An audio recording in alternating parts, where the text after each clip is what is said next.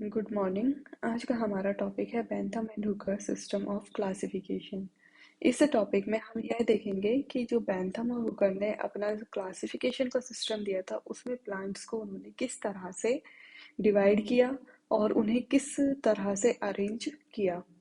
Bentham व Hooker की वर्गीकरण पद्धति। बेंथम व हुकर इंग्लैंड के सिस्टेमेटिस्ट थे या वर्गीकरण शास्त्री। ये इंग्लैंड में वर्गीकरण शास्त्री का काम करते थे। रॉयल बॉटनिकल गार्डन क्यू में इन्होंने कार्य किया। किए गए कार्य को इन्होंने जेनेरा प्लांटेरम में प्रस्तुत किया और इनकी पद्धति नेचुरल सिस्टम था इनका क्लासिफिकेशन। इनका system of classification de Jussieu and Candolle के सिस्टम पर आधारित था। तो यहाँ पर इम्पोर्टेंट चीज़ ये आती है कि बेंथम हुकर ने अपना कार्य कहाँ पर किया। तो इन्होंने रॉयल बॉटनिकल गार्डन में अपना काम किया था और जो इनकी बुक थी जिसमें इन्होंने अपना कार्य पब्लिश किया उसका नाम था जेनेरा प्लांटेरम। यह भी काफ़ी इम्पोर्टेंट होती है और इनकी पत्ती नेचुरल सिस्टम थी completely. Natural system of classification दिया इन्होंने और इनका जो सिस्टम का आधार था वो इनसे पहले सिस्टेमेटिस्ट हुए थे या वर्गीकरण शास्त्री डी जेस्यू एंड कैंडोले। इनके सिस्टम पर आधारित था जो कि इनसे पहले हुए थे और उसी सिस्टम को इन्होंने आधार मान करके खुद का नया क्लासिफिकेशन दिया था। इन्होंने लगभग 202 फ्लावरिंग फैमिलीज का वर्णन किया। इन्होंने प्लांट को जो बीजीय पादप हैं उनको तीन भागों में डिवाइड किया। पहला था डाइकोटिलिडन्स, दूसरा था जिम्नोस्पर्म और तीसरा मोनोकोटिलिडन्स। तो इस तरह से इन्होंने प्लांट्स को जो बीजीय पादप है उनका क्लासिफिकेशन किया। जितने भी सीड प्लांट होते हैं क्योंकि जिम्नोस्पर्म में भी सीड होते हैं तो इस तरह से इन्होंने जिम्नोस्पर्म और एंजियोस्पर्म को तीन भागों में डिवाइड कर दिया। डाइकोटिलिडन्स सबसे पहले रखे, जिम्नोस्पर्म उसके बाद में रखे हैं और मोनोकोटिलिडन्स सबसे लास्ट में रखे। अब यहाँ पर इन्होंने डाइकोटिलिडन्स के भी तीन भाग किए हैं, तीन क्लास में डिवाइड किया इसे, पॉलीपिटेली, गेमोपिटेली और मोनोक्लेमाइडी और इनकम्प्लीट। तो अब यहाँ देखते हैं कि प्लांट्स को इन्होंने तीन भागों में बांटा। डाइकोटिलिडन्स जिसमें 25 ऑर्डर और 8 सीरीज शामिल थे। जिम्नोस्पर्म इसमें तीन फैमिलीज इंक्लूड की गई। मोनोकोटिलिडन्स यहाँ पे 7 सीरीज इंक्लूड की गई। डाइकोटिलिडन्स को इन्होंने तीन भाग क्लासेस में डिफरेंशिएट किया आगे। पॉलीपेटेली जिसके जो प्लांट के जो फ्लोरल ऑर्गन्स हैं वो फ्री मिलते हैं, जैसे सेपल हो गए वो आपस में जुड़ेंगे नहीं, पेटल्स हो गए वो आपस में नहीं जुड़ेंगे। तो इस तरह से इन्होंने इसमें 15 ऑर्डर इंक्लूड किए। दूसरा था गैमोपिटेली। गैमोपिटेली में ऐसे प्लांट इंक्लूड किए गए जिनके जो फ्लोरल ऑर्गन थे वो आपस में फ्यूज्ड रहते हैं। तो इसमें 10 ऑर्डर इन्होंने इंक्लूड किए। मोनोक्लेमाइडी इनकम्प्लीट फ्लावर थे। इनकम्प्लीट होने के कारण या तो ये डायोशियस थे या यूनिसेक्सुअल टाइप के थे कि एक ही रिप्रोडक्टिव ऑर्गन इनमें प्रेजेंट हो। तो इसमें 7 सीरीज इन्होंने इंक्लूड की। अब यहाँ पर फ्लावर की स्ट्रक्चर दी हुई है। तो सबसे पहले हम यहाँ देखते हैं कि रिसेप्टेकल शुरुआत जब करेंगे तो सबसे बाहर से करते हैं। सबसे बाहर नीचे की तरफ रिसेप्टेकल पाया जाता है, ये जो रीजन है रिसेप्टेकल कहलाएगा। और रिसेप्टेकल का काम क्या होता है, जितने भी फ्लोरल ऑर्गन्स है ये सारे इसमें फ्लोरल ऑर्गन्स दिखाई दे रहे हैं ऊपर से नीचे तक, ये इसका फ्लोरल ऑर्गन्स है ये। तो ये सब क्या करते हैं, जो रिसेप्टेकल है इस पर अटैच रहते हैं, इसके ऊपर यह लगते हैं। फिर रिसेप्टेकल के ऊपर सबसे बाहर सेपल पाए जाते हैं। ये जो ग्रीन कलर के दिखाई दे रहे हैं ये इसके सेपल है ये। और सेपल मिलकर के बनाते हैं क्या, कैलिक्स। कैलिक्स बनाएंगे, कैलिक्स की यूनिट सेपल होती है। फिर उसके बाद नेक्स्ट देखते हैं, सेपल के बाद जो पिंक कलर के दिखाई दे रहे हैं ये इसके पेटल्स होते हैं। पेटल्स मिलकर के बनाते हैं कोरोला। फिर कोरोला के अंदर हम देखते हैं स्टामेन इसमें पाए जाते हैं, ये येलो कलर के इसमें स्टामेन पाए जाते हैं। स्टामेन बनाते हैं एंड्रोइशियम। एंड्रोइशियम के बाद अंदर ये जो ब्लू कलर की मिल रही है ये इसकी है ओवरी। ओवरी यहाँ पर ये है और ये बनाते हैं कार्पल। तो इस तरह से ये इसके वोल के नाम है। ये सबसे फर्स्ट वोल होता है आउटर मोस्ट, सेकेंड नंबर का कोरोला, थर्ड नंबर का एंड्रोइशियम और ये कार्पल फोर्थ नंबर का। इस तरह से ये पाया जाता है।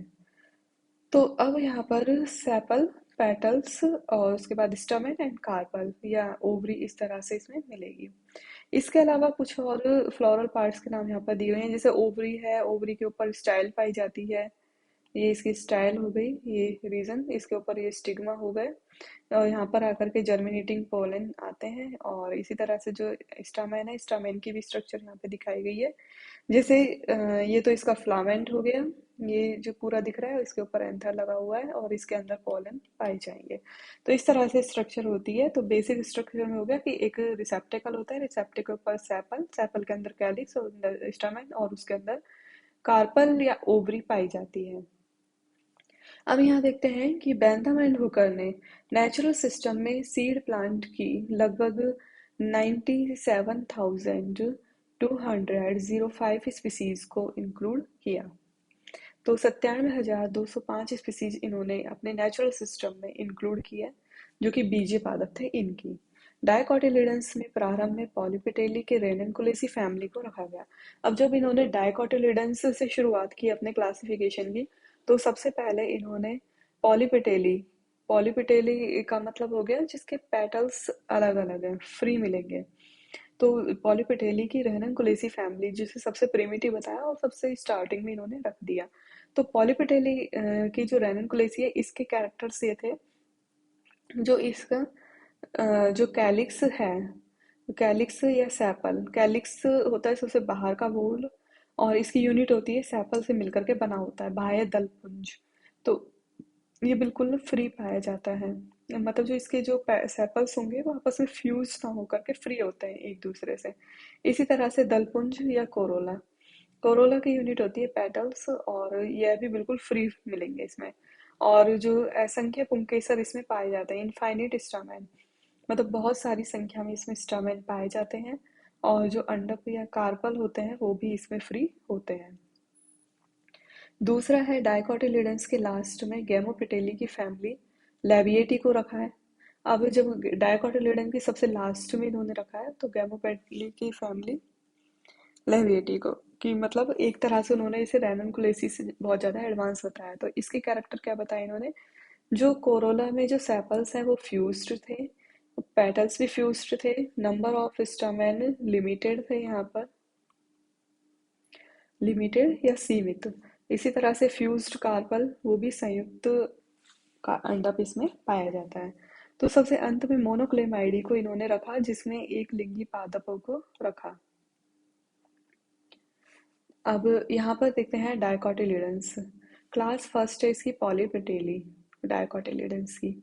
फ्लावर में बाह्यदल या कैलिक्स और कोरोला को स्पष्ट चक्र या वोर्ल में उपस्थित, जो कैलिक्स और कोरोला होते हैं इनके दो वोर्ल स्पष्ट रूप से पाए जाते हैं। अब जैसे यहाँ पर ये पेटल्स दिए हुए हैं, ये चारों बिल्कुल अलग अलग हैं, तो ये क्या है, फ्री पेटल्स हैं, तो फ्री हैं बिल्कुल। तो इन्हें किस में इंक्लूड किया जाएगा, पॉलीपेटेलस, पॉलीपेटेली फैमिली में इंक्लूड किया जाएगा, क्योंकि पेटल्स फ्री हैं। इसी तरह से जो इसके जो सेपल्स होंगे वो भी फ्री होंगे।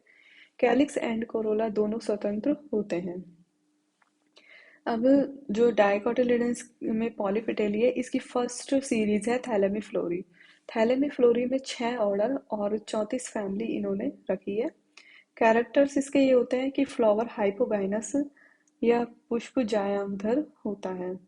डिस्क इसमें एब्सेंट होती है, disc absent on the thalamus, पुष्पासन पर चक्रिका अनुपस्थित। ओवरी सुपीरियर यहाँ पर पाई जाती है। तो फ्लावर हाइपोगाइनस से मतलब क्या हो गया कि जैसे यहाँ पर ये जो ओवरी पाई जा रही है, ये रिसेप्टेकल हो गया, और ये जो ओवरी है इस तरह से लग रही है सबसे ऊपर की तरफ, और जो सेपल है, पेटल है, स्टामेन है, इन सारे जो फ्लोरल ऑर्गन्स है इनका डेवलपमेंट ओवरी के नीचे की तरफ से हुआ है। तो हाइपोगाइनस मतलब कि जो ओवरी है उसके नीचे से सारे फ्लोरल ऑर्गन्स का डेवलपमेंट हो रहा है, तो इसे हाइपोगाइनस कहते हैं। और सुपीरियर ओवरी, तो यहाँ पे जो ओवरी की पोजीशन है वो इन सब से ऊपर की तरफ पाई जा रही है, सुपीरियर है, तो इसलिए यहाँ पे सुपीरियर ओवरी इसे कहा गया है। तो जैसे यहाँ डायग्राम में भी दिया हुआ है, तो इसमें क्या है, ओवरी सुपीरियर होगी क्योंकि यह इन सब से ऊपर की तरफ पाई जा रही है।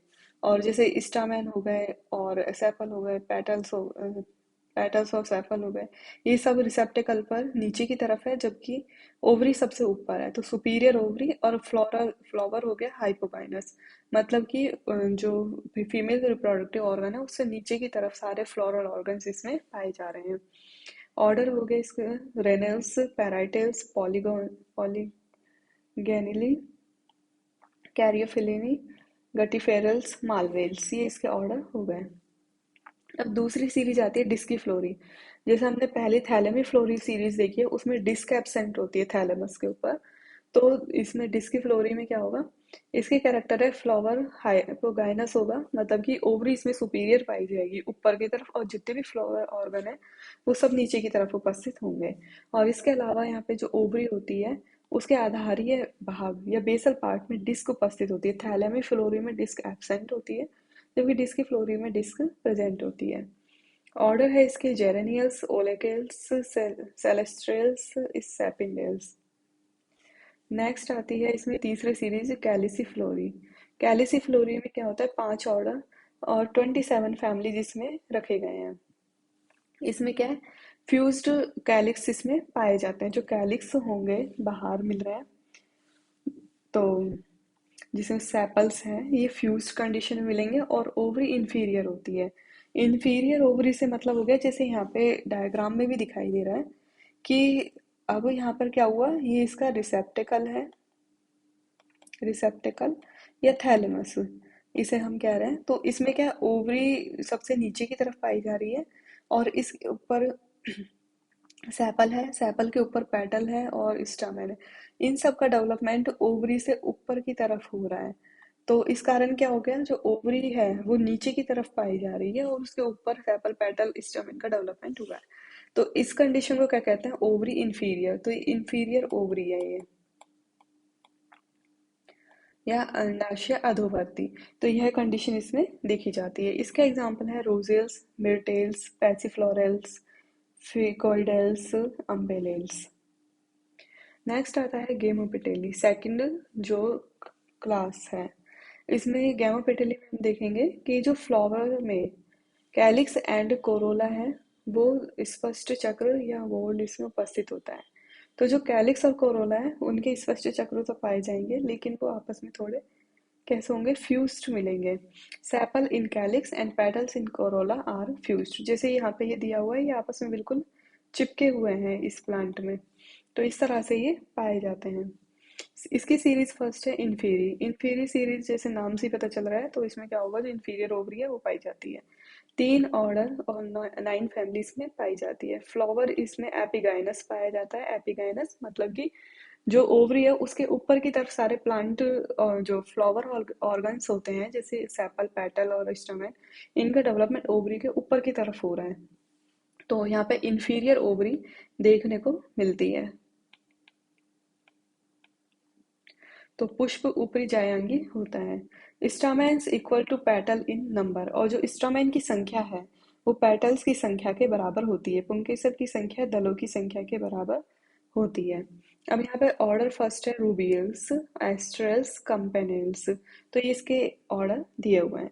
फिर सेकंड आती है हिट्रोमेरी सीरीज, गेमोपेटेली क्लास की सेकंड सीरीज है हिट्रोमेरी।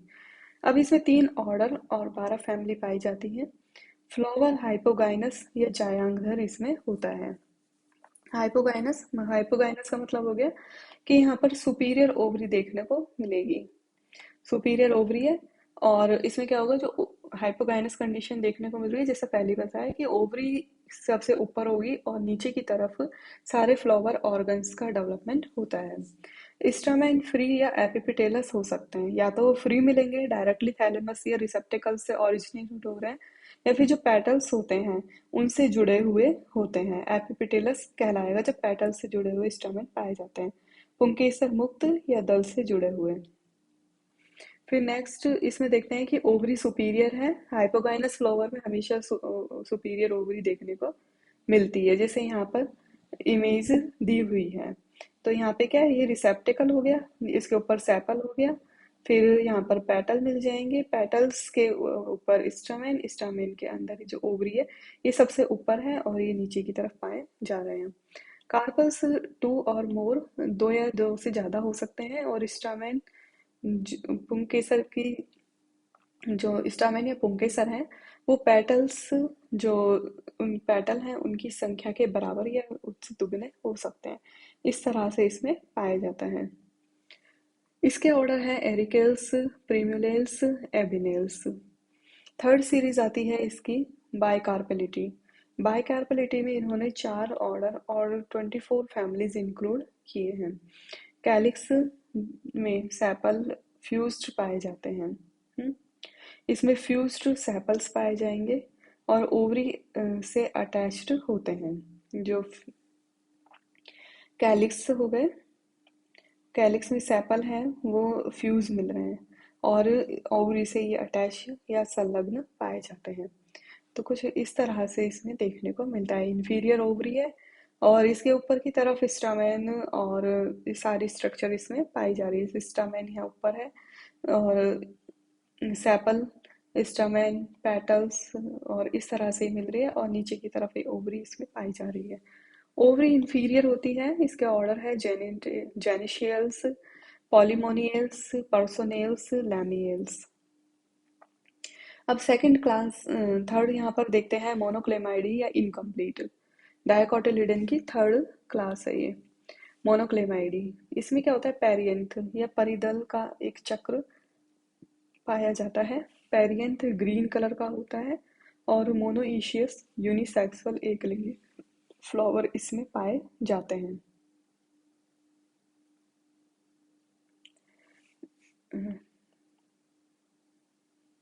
डायोइशियस इसमें पाए जाएंगे। मोनोइशियस जिसमें कि दोनों मेल और फीमेल रिप्रोडक्टिव ऑर्गन उपस्थित होते हैं वो तो मोनोइशियस कहलाता है। और डायोइशियस यूनिसेक्सुअल, केवल एक ही टाइप के रिप्रोडक्टिव ऑर्गन इसमें मिलेंगे, या तो वो मेल हो सकता है या फीमेल हो सकता है।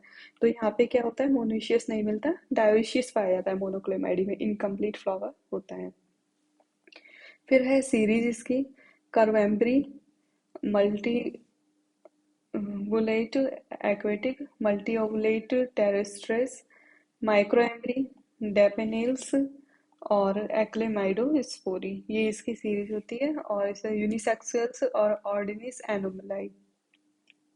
सेकंड आता है जिम्नोस्पर्मी। जिम्नोस्पर्मी को इन्होंने क्या किया, बेंथम और रुकर ने डायकॉट और मोनोकॉट के बीच में रखा। तो इसकी 3 फैमिलीज थी, नीटेसी, कॉनिफेरी और साइकेडेसी। इसी तरह से तीसरा आता है माइक्रो मोनोकॉटिलिडन। मोनोकॉटिलिडन में सीरीज फर्स्ट थी माइक्रोस्पर्मी, एपिगायनी, कोरोनेरी। सीरीज फोर्थ थी कैलिसिनी और फिफ्थ न्यूडिफ्लोरी, सिक्स्थ एपोकार्पी और सेवंथ ग्लूमेसी। Thank you.